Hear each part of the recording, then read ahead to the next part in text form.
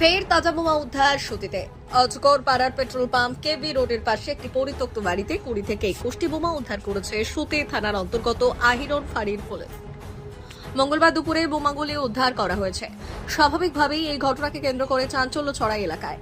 তদন্ত শুরু করেছে আহিরন ফাঁড়ির পুলিশ।